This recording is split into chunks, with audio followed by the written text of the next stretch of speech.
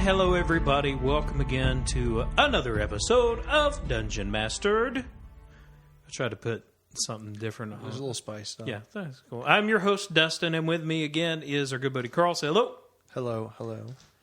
Today we are going to begin our Cleric playthrough, and just to refresh, if you've been listening to the last few episodes, we're really just kind of barely scratching the surface on the characters, just to give the barest little taste of what each character is like. And then each week we're trying to add something new. The first week it was really just dipping our toes in the water. The second character, the rogue, was a little bit more about your skills. Today we're going to be playing a cleric. I'm excited. And we're going to introduce a little bit of spell casting in here. And once again, the disclaimer, as we do every time we play this, we are probably going to mess up some of the rules. So if you are dead set against us messing up, we're really sorry. But we're learning this ourselves. I guarantee I will screw something up. So I'm let's just sure. get that out of the way. And if that happens, you can all take solace in the fact that I'll just kill him. Yeah. That seems to be the trend. So, Carl, just tell us about what you've started out with. You've rolled most everything but your ability scores, or you've gotten everything. So tell us about your character. All right. So this is my first character in a very long time. So I thought I would keep it as simple as I possibly could and keep it easy for me to role play. So I sort of created, in my mind, and not actually, but I created sort of a descendant upon my original character with some slight changes. So I went with the Cleric, who I believe is an acolyte. And I tried to stick with role-playing traits that I could that were sort of in line with my personality, so that I could, or at least something I knew how to role-play well. So I kind of did just a Cleric, with a Greyhawk deity. I can't even say it, honestly. Terithrion? Troskelion? Yeah. Something, yeah. Isn't that a Marvel thing? I needed something in Chaotic Good, and that one worked for me. And what race is he, by the way? He's a hill dwarf, because that was my very first character, so I can, and we've certainly seen enough Lord of the Rings here lately. So hill dwarf, Cleric. It seemed to play along well with my role-playing strengths, with the bonuses that he would get.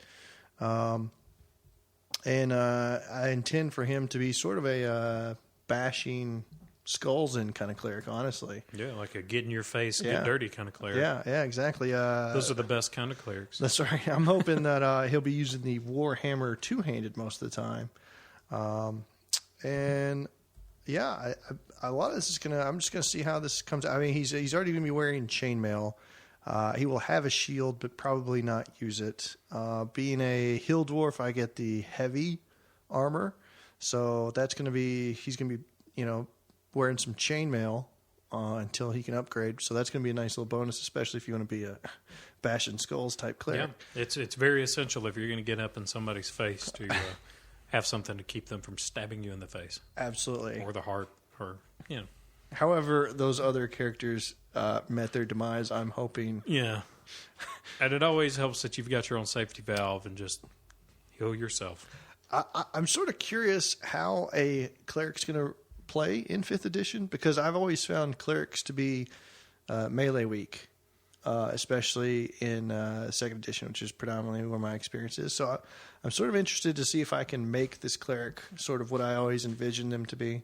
And how soon in level he could be potentially viable in that role. Yeah. But we'll see. I'm sort of curious as to how the cleric's going to do at low level. Like we're going to see, I guess, if he makes it to level 2, maybe. Always plead with your dungeon master early and often. So I wouldn't worry about level 2. I just worry about making it to the end of the day. Yeah. So I'm not going to invest a lot into the background of this character. All right, so cool. So the only thing we haven't populated are the ability scores, and if you're familiar with the last few episodes, we're going to roll those up and get that situated before we start. We just did all of the tedious work off off. What do you call off mic? We don't have a camera. We did it off the air. Off air, yes. Yeah, there we go. The big flashing on-air sign that you clearly have here in your home. Right, that I have here in totally the exists. dining room of my home, which is surrounded by hardwood and just the worst place to do a podcast as far as echo goes, but the only place that we have currently. So, let's go ahead and roll some scores. So we'll do the method that we've been doing with Martin's other characters. We'll do 4d6. We drop the lowest, and we'll do that 6 times. We'll take our scores and divvy them out. So let's go ahead and start with the first roll. Well, of course, the proper technique is to always have the 6s showing before you roll. So that's one of the key. I'll just take that one for free. That's better than Martin's technique, which is to start a half inch above the board and end with your hand 1.5 feet in the air, with all of the dice going into the floor. I will try and avoid that. All right, here we go. All right, so we've got... wow. Boom. That method works. So we've got a 6, a 6, a 6, and a 3. I think I'm going to drop the 3. Yeah. I'm just thinking out loud here. Probably wise. All right. So, let's go ahead and... I told you it was a pro tip. Drop that 3. So I just go ahead and record an 18 on that one? We're just doing the full... Okay. Sounds good to me. I mean, all right. This is better than... All right, I'm not... This is going to be a 3. Don't watch this. Oh, there my it gosh. is. What are you? Like... So we've got... We've got a 3 and then 3 ones. Oh, so there's your 5. I think, yes, I'm going to drop that one. This guy, I'm thinking he's going to be ugly as sin right now. That's where I'm leaning. Maybe you don't need to be the get in the face cleric. You need to be the cleric that kind of tells the future, the augur cleric. Oh, because you've called your rolls so far. Then another 18. Let's see. All right. Nope. All right, so we've got a 5, a 4, a 3, and a 1. We'll drop the 1. That'll be a 12. Back to reality here. Back away from those extreme deviations. That was crazy. First one out. All right, here we go. Give me something to work with here. Big money. We've got a 4, a 3, a 2, and a 1. A small straight if we're playing Yahtzee. But that is a 9. So, all right. Character of extremes here. Oh, yeah. I still need something to offset that 5. I mean, I clearly have an 18, so I already have it, but, oh, man. All right, we've got a 4, a 3, and a 2, so we're sitting on an 11. Okay. I can deal with that. And for the final roll of the evening... Give me something here. If you roll another 18, I'm going to eat this microphone. I'll hold you to it. That might actually go up as a video. We've got a 6, a 5, a 3, and a 2, so that's going to be a 14. 14. So that's not bad. So, all right. Total, the scores in order that we rolled were 18, 5. I mean, just a massive gap between them. That's hilarious. 18, 5, 12, 9, 11, 14. This guy might be Hodor. All right. So, so let's go ahead. All right, you're while he's putting those in, let's do that. While he's entering his scores, we'll just talk about just some very basics about the cleric that make them a little different. And once you get those in, feel free to go ahead and interrupt me. Okay. I got to think of what I'm going to do with these scores. I mean, you can kind of go a number of different ways. If it was a fighter, it'd be easy, right? You just dump I mean, you've got two. I guess you've got 2 scores that go negative. You've got one that goes really negative.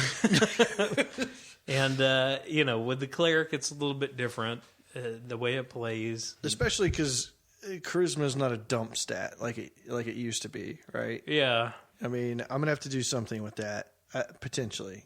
That's one aspect. We talk about the difference between 2nd edition and the edition we're playing right now on. That's a big thing for us because we really memorized the rules. And we may not have followed all of them, but we were so just, for lack of a better word, we were just so anal about numbers and rules in 2nd edition and very combat heavy. In terms of, we remembered all of that. We memorized so much, and even in just talking about doing a 5th edition pocket, trying to sell that on people when they were just like, well, why? So what's my Thalco? Yeah, what's my Thalco, man? There's an L in there. Remember? Yeah, what's my armor? Yeah. But why is my armor class not going negative? I don't understand. I'm supposed to have like a negative armor. Look, class? I'm wearing plate mail. Why is my armor class so bad? It should at least be 0, right? Yeah, but it's a little different. But I do like some aspects of it. I personally, Martin and I disagree about this a little bit sometimes. I like the fact that everything's kind of centering around a D20. Because at least if everything is around a D20, you don't have to manage so much. And this is just me because I wasn't as hardcore as you guys were. It was annoying to me to have to worry about a negative number. Oh, absolutely. I mean, but it taught you a lot about math. I mean, it certainly did. I didn't play that game because I wanted to learn math. I'm not saying I was looking at Dungeons & Dragons to keep from doing math. Yeah, absolutely. In school. Well, and, my transition to Beyond 2nd Edition happened in the computer games. Like, I played Icewind Dale and Baldur's Gate on the computer, and they initially started with 2nd Edition. At which I will still go back and play those computer games because they're 2nd edition. And then I transitioned to 3rd edition through Neverwinter Nights. And so hopefully going along with that theme with Wizards of the Coast, this will be not so much of a terrible transition for me. I mean, I understand that, like, they flipped it so, like, positive is good. Positive numbers are good. Like, you always kind of want to go up now.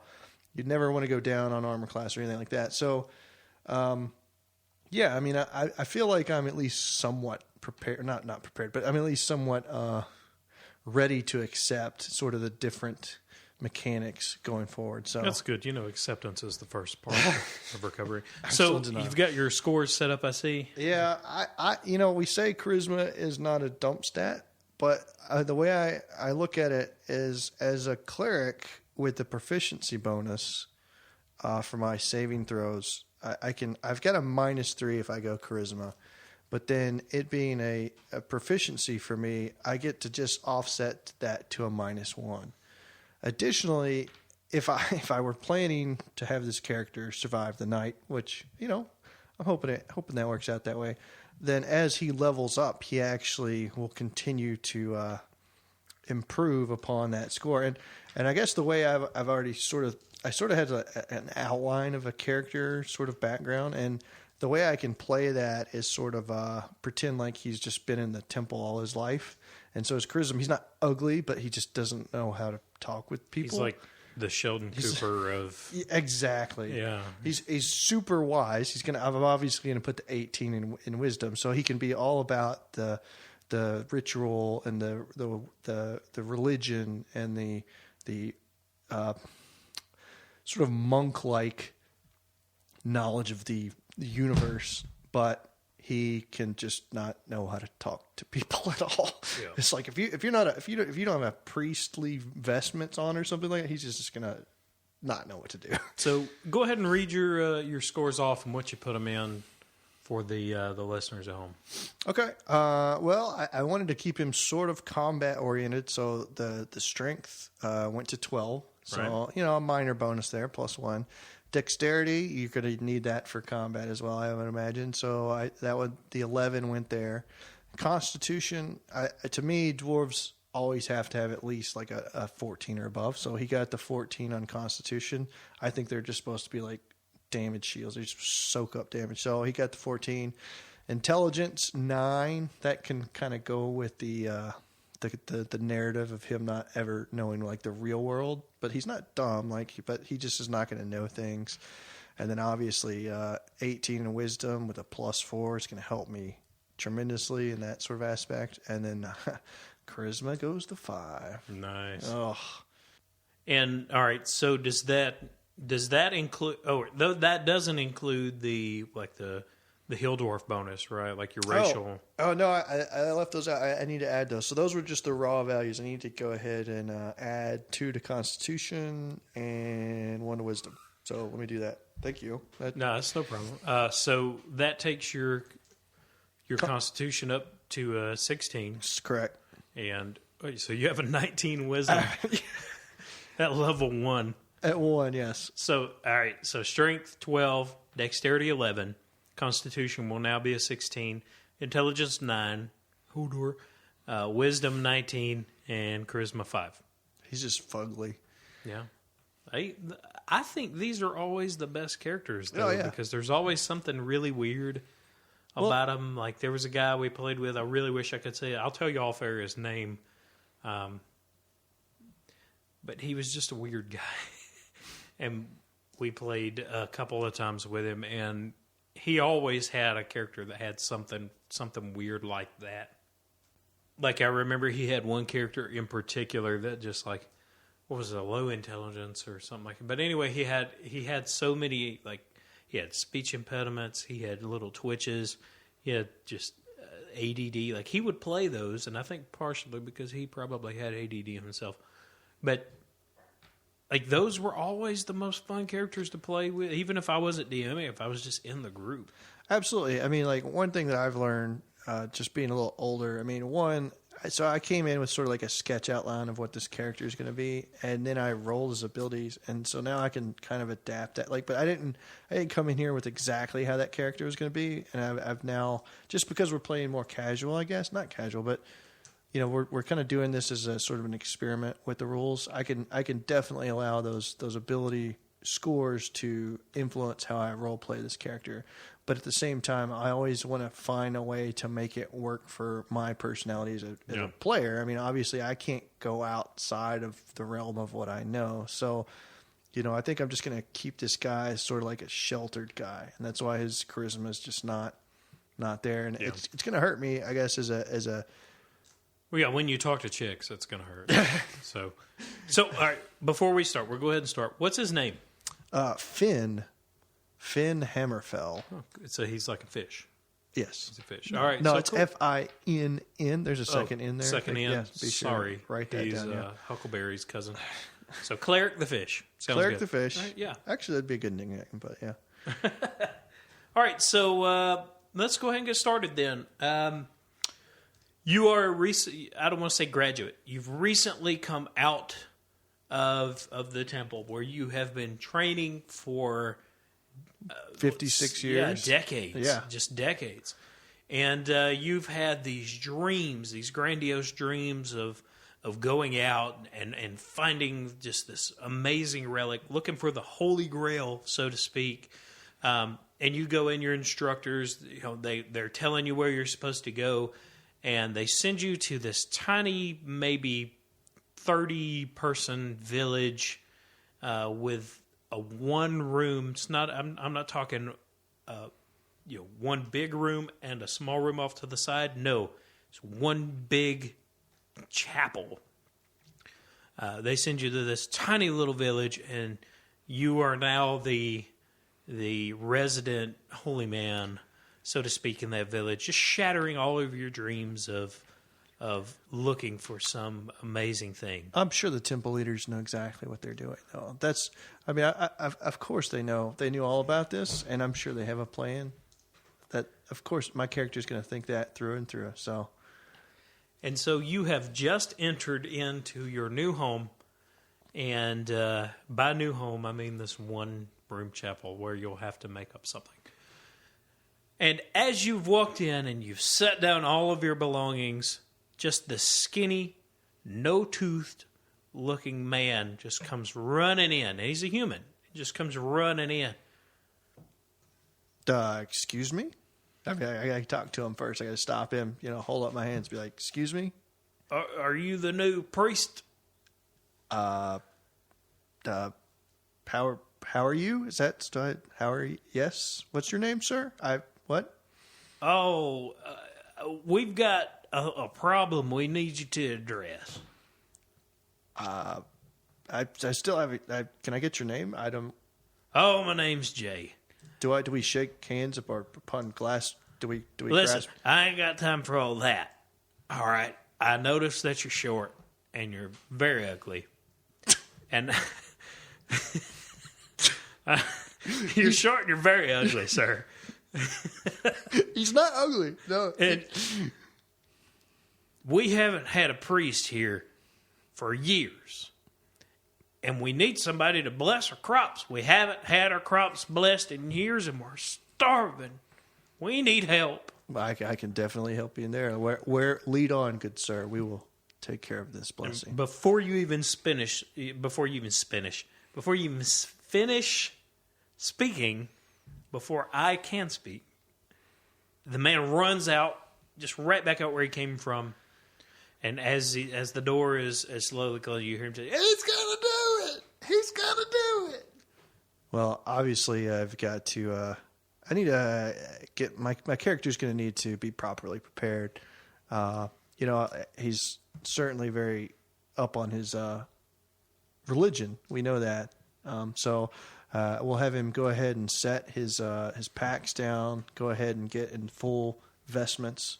Make sure he takes all his proper blessings and incense, whatever it is that he takes, and go ahead and strap on the war hammer on his belt. If nothing else, it's sort of ornamental as well. Right. I mean, if you can't bless him, you might as well kill him. That's right. So, we'll go ahead and I'm not going to hurry after that guy. I'm not going to run after him, but we will follow him. Okay. I'm going to walk at my normal pace, though. I don't see any reason to hurry up. So you exit the building. You see just this crowd of just ugly humans, nasty, ugly, really malnourished people. And you noticed on your way in that the fields were kind of barren. There are few crops, few plants here and there. Right. But it looks pretty rough. Yeah. And they're all standing outside just skinny, flesh clinging to the bone, so to speak. And they're looking at you with just this great hope. And you see Jay standing in front of everybody. They're waiting for you. And he just kind of points over to the side to just the massive fields. Yeah. Almost as if he wants you to go to every plant in every field. Well, I'm not going to do that. But what I certainly can do is I'll take this opportunity to recite a prayer. And I think it's appropriate to go ahead and use one of the cantrips. Sure. Specifically the booming voice. And I think, because Finn is going to bless these crops, and he's going to do a good job of it. So we will do straight face, booming voice. We're going to bless these crops absolutely 100%. Let's do it. Go ahead. Do it with a straight face. So, people of Jay, help me out. What's the name of the village? Just go. Today we are here to bless these crops in the name of my deity, and we will return prosperity and health to your crops so that you may go forth and multiply and do well within this area. It is my job as a conduit to Rithrion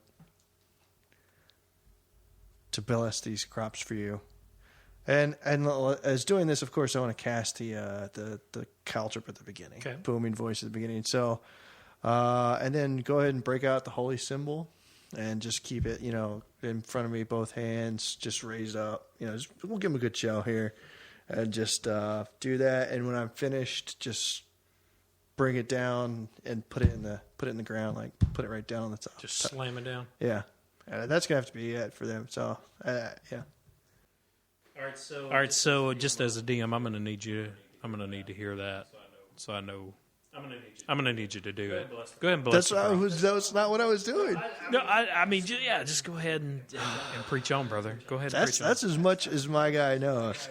He's not a smart man. He's not very charismatic. We can't persuade.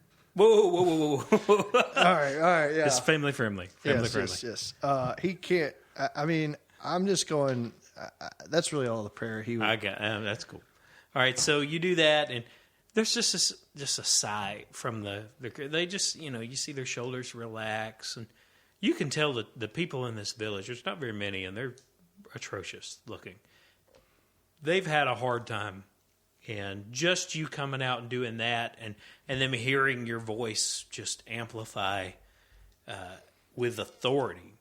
Even if it wasn't just the most inspirational thing, just hearing you speak with authority, they just kind of relax, and they all kind of pat each other on the back like they did something. And they all go and get back to work, and they do their thing, and you're standing in the middle of it by yourself. Is Jay still around? No, they're all on their way doing Then that. I think it's time for me to head back. I mean, nothing else for me to do here. Let's go get more move back into that shack. Yeah. So I'll go ahead and obviously take my holy symbol with me, and get the dirt and mud off of it, clean it up. Yeah, and start head back to the house. So you enter the shack, and there's just this guy, this another human. This one doesn't look nearly as ragged. It's an infestation. He doesn't look nearly as ragged as the others, and he's sitting just kind of on a chair. You don't have any ornate seating. It's really a shack with a bunch of chairs. And he's sitting there, and when you enter in, he says, "Oh, Sir Priest, I'm glad that you're back. I was very inspired by your soliloquy out there, sir. I was very inspired." Thank you. Thank for your compliment. Do I? Yes. Why are you in my house? There's a bit of a complication. I know that you're new here, but we do have a problem, and we really need your help at this point. And after watching you, after witnessing what you've done, I know that you're the man to do this. I know that you can help. One of the members of this village, his name is Doyle. And Doyle thinks he's a wizard. Let's just be honest. Doyle thinks he's a wizard. And Doyle likes to stay in the graveyard. And Doyle constantly digs up graves. And he's always just... Desecration should not be tolerated. That's what we said. We said the same thing. Human, I wouldn't normally help you or your kind very much. I'm very suspicious of those of strangers that typically break into my house, but I can't stand for that desecration if what you say is true. Well, here's the problem. He found something. He found something in one of the graves, and he's actually brought something back. And no one will go and solve it, and no one will go and clear it out because they're all too scared. But I know that now I know that you're the guy. You're the one. You're the dwarf in charge. You can take care of this. I will need the location of the graveyard, and I will need you to at least accompany me to the edge of this graveyard. Absolutely. Can we go now? Yes. So he walks you out. As an aside, I want to make sure that we're fully recovered. I mean, I burned a caltrip for today. So you're going to rest for 8 hours? Yeah, we might as well have a meal. No, I mean, Sure. So you you sit down and you take your rest. Let's get to know this guy. The whole time this guy's just he's tapping his feet. He's impatient. Yeah, well. He seemed so cool and calm when you got in to the shack, and now he just seems like he's ready to go. But you've eaten your food, you've relaxed, you've said some Hail Marys, some prayers, some Hail Triskelions. I mean, yeah. And now you're ready to go. And so he takes you out, and it's a good hour walk minimum. But finally you get to this just old, nasty-looking graveyard. Everything about this is run down. It's it's such a disappointment to your expectations of being in the temple. But everything's so run down and destroyed, and you see just empty graves. You see holes in the ground. And he says, "Here we are. This is the entrance. I'm not going in there." Can you tell me more about what's been brought forth? I haven't seen it. Where's this Daryl guy? Doyle he's somewhere in there. He's in there. I don't know. I haven't seen it. I've heard things, and my daughter has heard things, but we're not going in there. he's always digging up stuff, and now something's happened because we haven't seen him in days. I can't make like a perception check or something. Sure, yeah. See You if want he's- to? Yeah. Sure. Give me a quick roll, and So what do we got? 20? yeah, get out 20-sided dice. You'll roll, and whatever your perception Plus skill 6. is, yeah, go ahead and roll. Oh, So that's great. a 2. So nothing out of ordinary to you. You know, as far as you know, he's telling the truth. Okay. All right. Fair enough. Well, So he- Doyle, I feel it is my duty to resolve your matter and to bring rest to those graves who have been disturbed. So he goes ahead and he just kind of goes on. Yeah. He leaves. So here you are at the entrance to this graveyard, and it's late in the evening after you've eaten your dinner. Yes, I'm glad I made that decision now to go in at dark. Mm-hmm. Yeah. I mean, it's appropriate time. Yeah. Yeah, I'm glad you did that work for me. Thanks. Yes, it needed to be dark and spooky. How can we do? How much fog is rolling in at this time? How much do you need? Yeah, I mean, let's do this. I guess. I feel like the only thing I need, as an aside, I mean, the clerics don't prepare their spells ahead of time, correct? I mean, or how does this work in this edition here? They do. They after a rest, you'll get your spells back. It's similar to just. I'll give you the cantrip back. Okay, but I don't think I've picked like the level. What I get, 1 or 2 level. Yeah, you'll get your 3 cantrips, I think. 3, yeah, cantrip. And then a level 1 spell. Okay, is it just 1 or is it 2? I'll have to check if it's consult. Yeah, all right. So it's 2 level 1 spells and Three three cantrips, cantrips. yeah. Okay. Do you pick the cantrips in advance? Yeah, you should have a list of cantrips, I think. And Okay, but I mean, I go ahead and pick them. yeah. Okay. What are you going to pick for your first level spells so I can write those down? I'm going to go with Shield of Faith and Cure Wounds. Okay. Shield of Faith, Cure Wounds. I'll go with, for the cantrips, Light and Sacred Flame and Guidance. All right. So we'll just we'll retcon the junk out of that booming voice that we did earlier. Yeah. That happened, but it didn't happen. So Yeah. just yeah. All right. So great. All right. Hang on to those. Keep those noted, and we'll move on from there. All right. So you're at this graveyard. You're looking in. It's dark. It's foggy. It's something out of Thriller. It's spooky, very spooky. And on the far end of the graveyard, there is a building. There's a structure, and in the middle of that structure, just from what you can see from here, there's a what would appear to be a doorway. It's a dark spot in the middle. All right. Well, I'll hold off on the pre-casting any sort of like Shield of Faith as ahead of time, but I will go ahead and get out the Warhammer. And like I said, currently this guy's going to be using two-handed Warhammer with one. I mean, that's sort of the vision that I had for him. So, but yeah, let's go ahead and let's approach. Okay, so as you walk up to what you can now tell is like a mausoleum type thing, you can hear stuff audibly from further out. How dark are we getting yet? I mean, obviously, picking light was actually kind of dumb. I have night vision as a dwarf. Hey, but we'll go with that. hey, it's on there, man. It's on there. We'll replace it for the booming voice. That way, All right. We'll just make that voice. Okay. Booming voice was your light. Yeah. All right, cool. We'll do that. make it fair. It's Just- like I've been a DM before, so that I keep trying to like. For all of you who haven't immediately just turned the podcast off due to the fact that we ruined the rules, thanks. Yeah. But no, that's what we'll do. All right. So as you're approaching, you hear somebody just kind of whimpering. Let's go find out. Let's go open the doors. Yeah. So you go in, you just kind of open the doors up. You look in. There's just a nappy looking dude. Par for the course. I mean, it's nappy people here. You see this guy, and he's just kind of laying on the ground. He's just kind of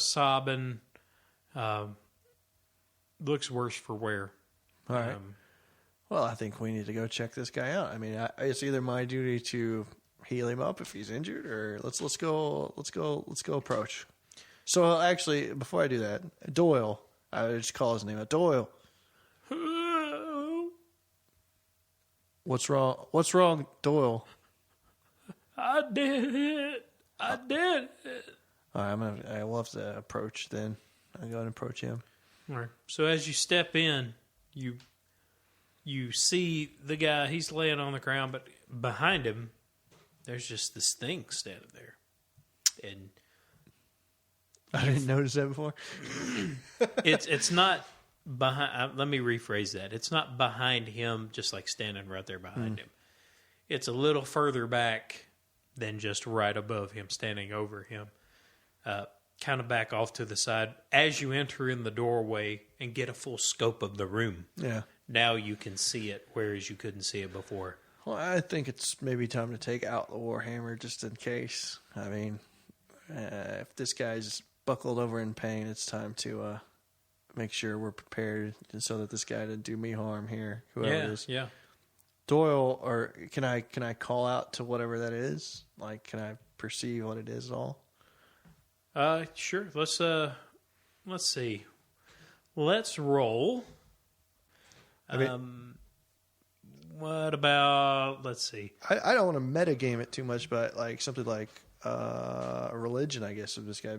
Okay. Yeah. All right. So we'll roll a religion check and see if you've something that you've studied in the past or that you know from your faith. Yeah. Okay. Yeah, so roll a die 20. What's your it's game face on right yeah, now? put your game face. Right. What's your religion bonus? Well, it's intelligence, so -1, which is not great, but try and keep it fair. Sure. All right. Go ahead and roll that die 20. All right. Started on the 20 up, right? That Yeah, works so well with that. the 18. So let's go with the 20. Here we go. Oh, another 2. That's a fail. That's a 2. You look at it and you don't really recognize what it kind of looks like a person. Okay. To you, just looks like a normal dude, but it's something's up with that. Yeah. Now I wish I had hung on the light. I guess I'll call out to Doyle again. Be like, Doyle, what is wrong? Who is that? Help me! Who is that? And he just keeps whimpering and saying, "Help me!" All right. I guess I'll address the whatever it is. I'll be like, show yourself. Okay. You just boom, not booming voice to the cat. You just like, hey. Yeah. And the thing just looks up and great. just starts walking towards you immediately. What have I done? So, all right. So now we're in combat. Oh, all right. So here we go. All right. Let's use for you, because we've got these handy dandy tabs here. This looks dwarf. We'll just use that guy. And we'll use this blue dice because I'm that cool. I get a ponytail. Apparently, I'm like a half orc with a ponytail. That's as close as we have to a dwarf today. Yeah, man. All right. So, all right. This is the object. This is you. Each hex on here is 5 feet. Okay. So your movement. So Doyle is here. Yeah. Okay. And there. Yeah. All right. So once again, for all the listeners at home, again, apologize. We're not doing video and we're not taking pictures and posting them. Eventually we will, but we're really, for us, it's really about just trying to get the game in our heads at this point. Absolutely. So we've got this box, and in there we've got a token for Finn. We've got just a black dice standing in for old Doyle, and we've got just another dice just off to the corner that's standing in for this mysterious figure. So it looks like I get about 25 feet to Doyle, and maybe call it 30. I don't know. 35 to this. Yeah, thing. it's a little further out. Obviously it's an approximation, but what's the movement, or like how far can I cover in one particular turn? Well, a dwarf. What's the dwarf's movement speed? You should have that on your character sheet. 25. 25. Each hex is 5, so Okay. that means that you can do 5 hex. Okay. I know a lot of things use squares. I don't like squares Yeah. because they don't accommodate for sideways movement. So I'm going to say each of these being 5, you can move 5 spaces in any direction. with standard issues like attacks of opportunity and things. Is like it my flanking. turn? We're going to roll initiative. And initiative, the book calls it a dexterity check, but basically it's who rolls the higher on the die 20. Okay. So we'll go ahead and roll. No whammy. Oh, great. I have a 16. And you have a 9. It's up from a 2, though. It's going better in the than a right 2. direction. Better than a 2. All right. So our creature begins moving forward towards you, and that's his turn. Okay. So again, just so I can approach and attack as long as it's Right. with You get a minor action, and you get an action. Okay. And your minor action can be anything from like pulling a weapon out. You can move up to your movement speed. You can even divide that up if you want to move. Let's say 4 square or 4 hexes. That's 20 feet, and then attack, and then move 1 hex off to the back. You can divide those up. Okay. Yeah, you get 1 action and full movement, and yeah. Okay. So you can move the full range of movement too. Okay. Well, I will. I mean, I guess my character. I'll explain sort of my actions to the listener. I guess I'll try and put my character in between Doyle and this whatever this is, which I can only assume is. If nothing else, Doyle is down. He's hurt. So yeah. So I'm going to approach the creature, and then sort of with my remaining move, sort of put my start kind of going around it. But we'll see how the attack turns out first. So you're going to move between the creature. Ideally, correct. Right. Correct. So now Doyle is behind Finn, and directly in front of Finn is this creature. Which I've totally forgotten that this guy's like a quasi wizard. So maybe I'm doing something terrible. But hey. D&D. We'll see what happens. Maybe. Yep. So he gets an attack of opportunity since you've moved into his range. So when you get to this point, he's going to attack. What's your armor class? 16. All right. So he attacks and he misses. It's okay. You're all right, man. You're all right. Well, I mean, now that I'm fully justified in attacking this creature, he's attacked me. So yeah, before it was sort of ambiguous. I mean, obviously, but I'm gonna go ahead and smash his head. Are you going to finish moving between him and Doyle, or are you going to attack immediately? I'd like to attack. I mean, the intention was to approach and attack. Yeah. Okay. Yeah. So attack.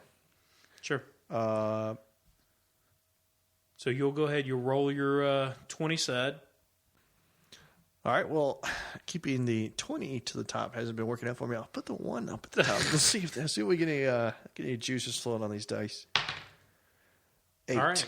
8. And, 8 plus 3. So we're looking at 11. All right. Yep. That will hit. So go ahead and roll your damage. All right. Which for a 2-handed warhammer, or a warhammer being used 2-handed, I'm going to need a 10-sided dice. Can I borrow that? Yeah. Sure. Here you go.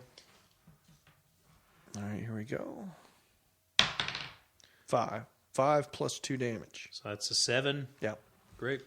All right. Next round. You're going to finish your movement, right?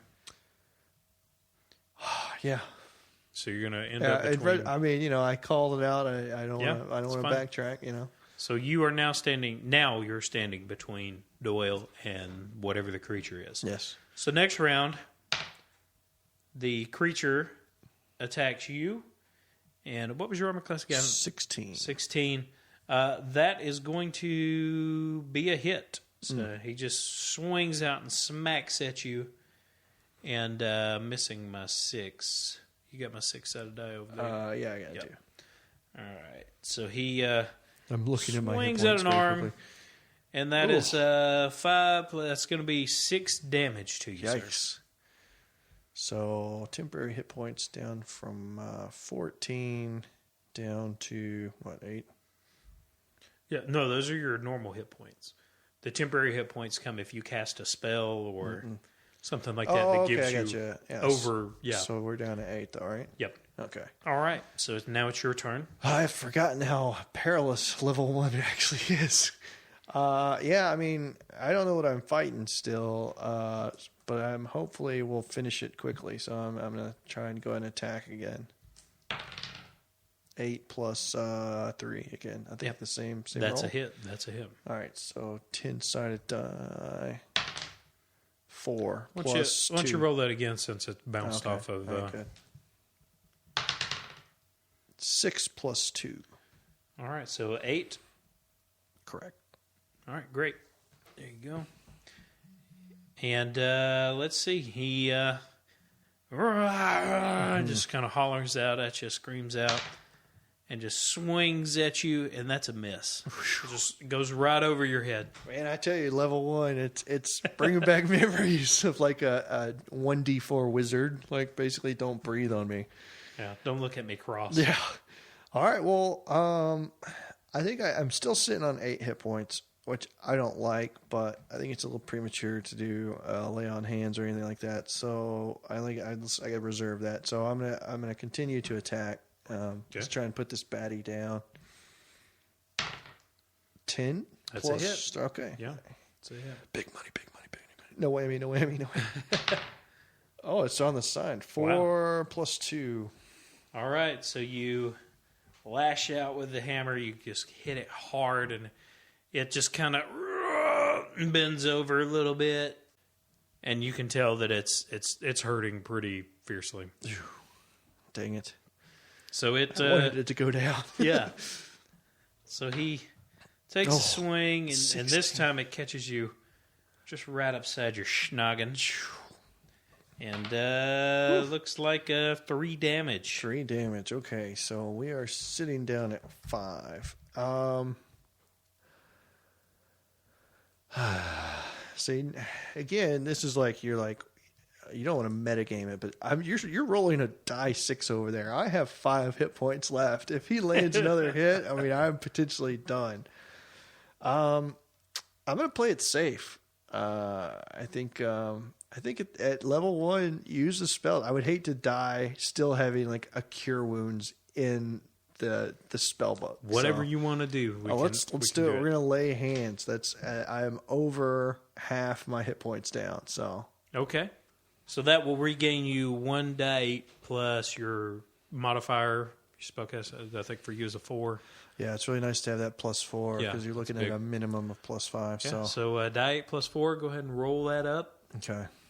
So I will go ahead and lay hands upon myself. All right, don't tell me about it. 3 plus family friendly. So 3 you've plus got 4. 7 hit points That's regained. great. Actually, that's not bad. So I'm back up to 12. Although I do kind of give myself another chance to get whacked. Yep. All right, and which I'm going to try to do with this new turn. So that's a 9. That's not going to hit. Oh, good. So your turn. All right, here we go. Let's try and end this. Combat for level 1. Don't want to stay in it very long. Here we go. 20. That's a nat 20. Natural 20. Yeah, man. So what a nat 20 does mean that you...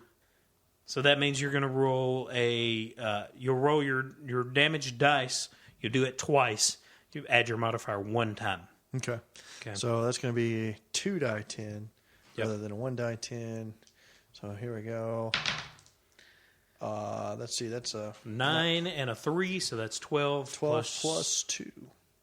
Plus your modifier 2, you said? Yeah. Yeah. So 14. you smash up against this thing, it just kind of crumples in a heap. Is that Doyle or is that? That's that's the creature. So blah, it kind of crumples in just this fleshy, nasty heap.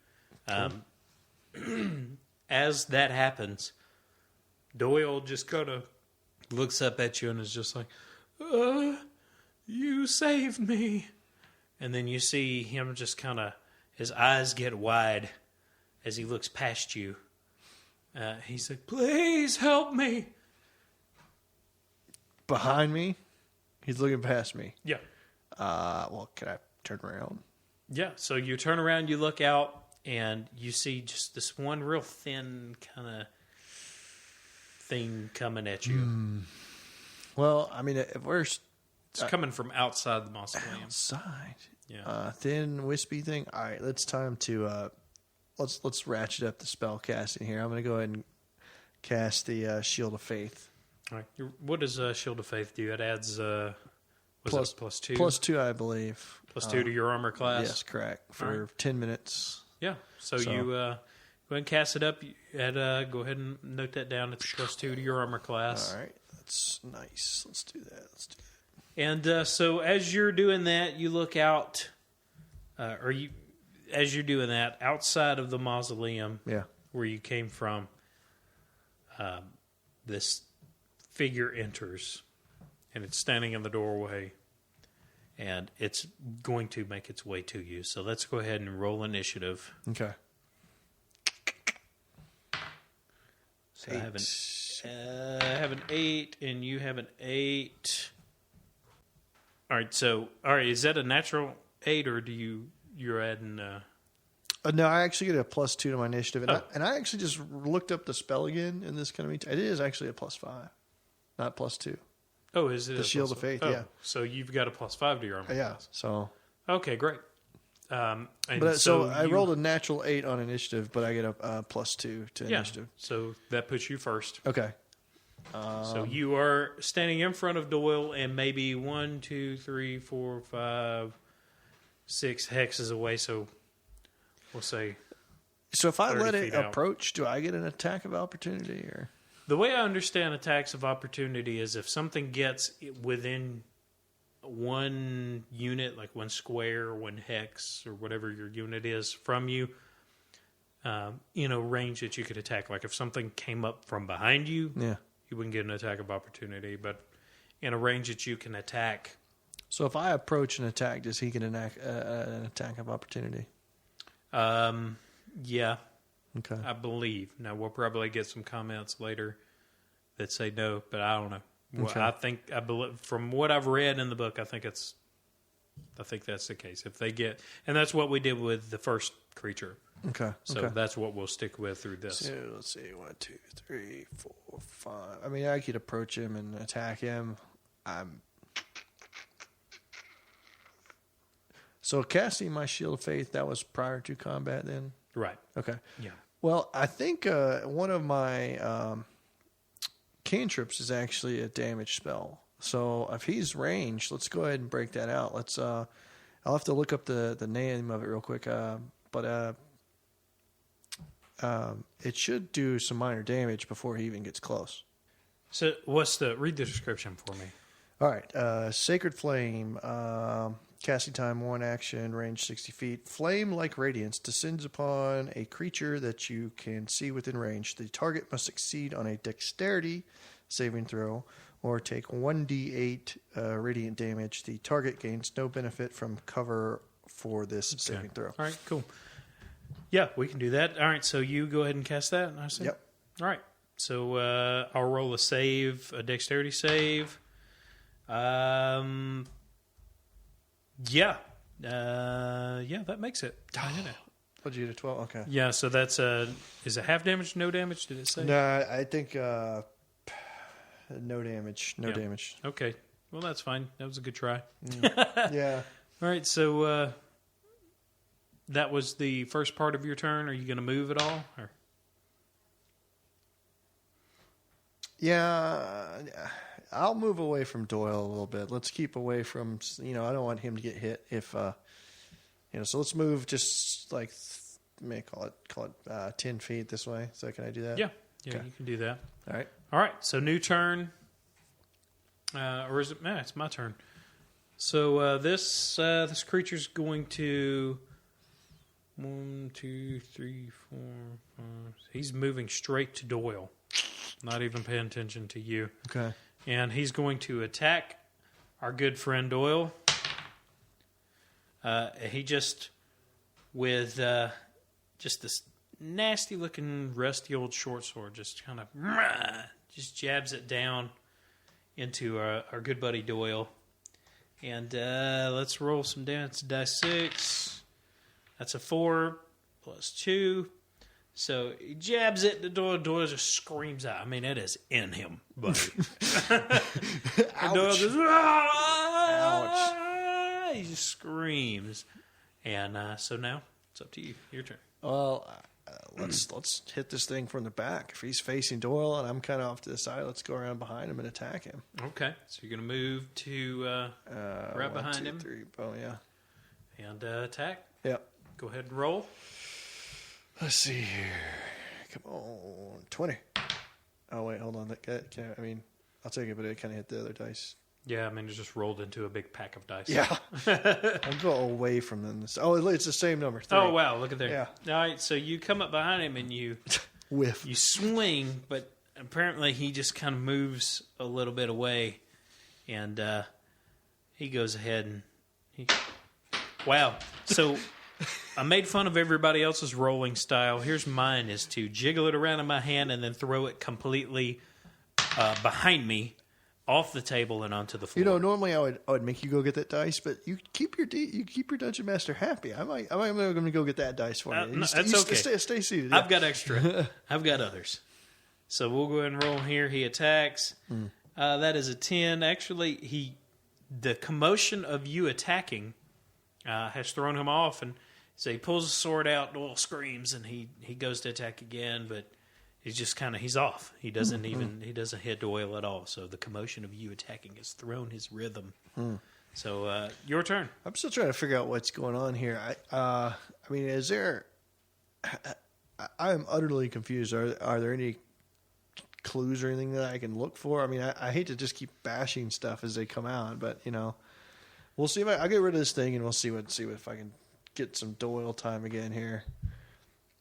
What is the? Oh, well, let's just do attack here. I'm trying to get too involved here. Nice old 4 plus 3. Does that help me? Doesn't hit. No, doesn't hit. You swing, you whiff again. Again, the skeleton or the 20? muster is kind of dibbing out and rolls to attack Doyle. And this time, he just comes down with a short sword right in his neck. Sorry, Doyle. I did what I could. And Doyle is. Doyle's pretty dead at this point. So, that's happened. Better him than me right now. Please, let's go ahead and bash this thing. Even if Doyle's not around, this thing is evil and an abomination, and my cleric self cannot ignore this thing by simply retreating and going home. We have to destroy it. 18. Yeah, so 18 plus 3. Yeah, you got him. So go ahead and roll your damage.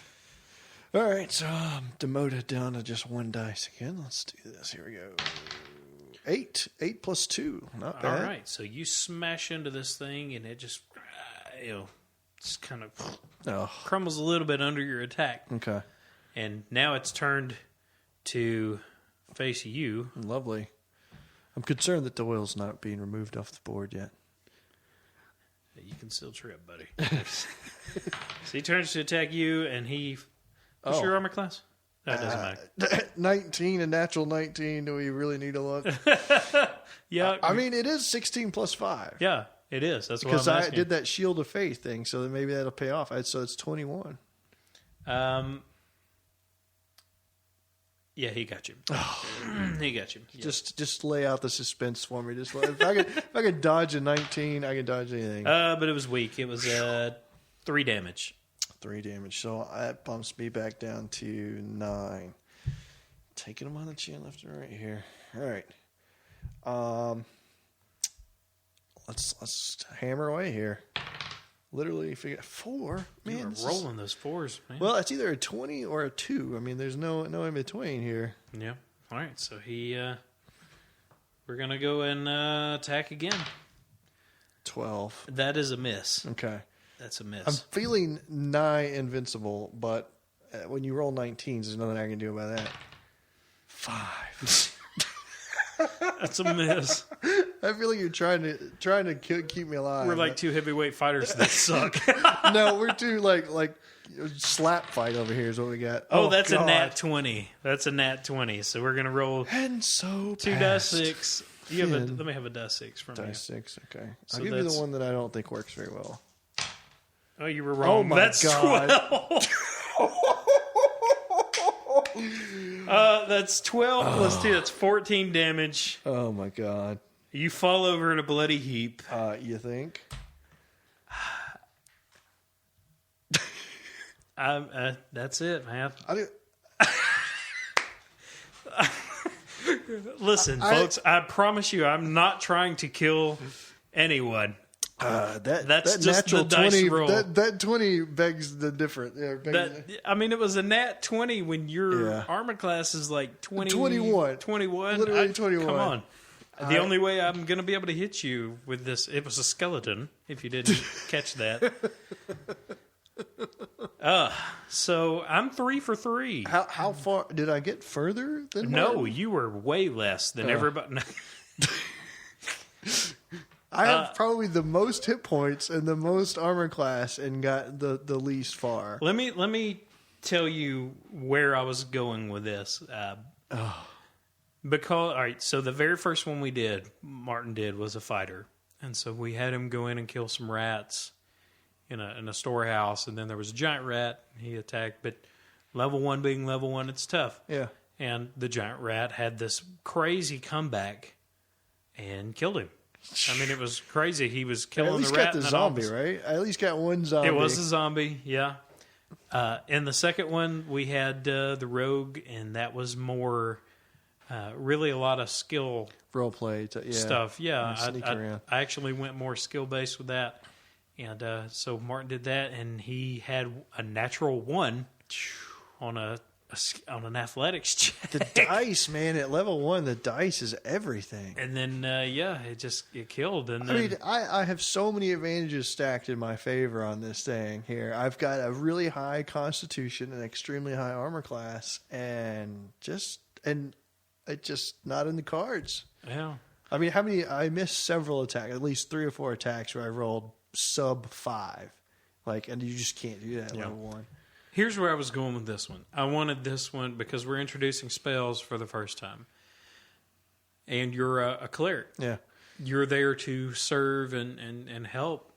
Really where I was going for with this, the reason the skeleton one, I wanted to weigh the worth of self over the worth of others, where the sacrifice comes in.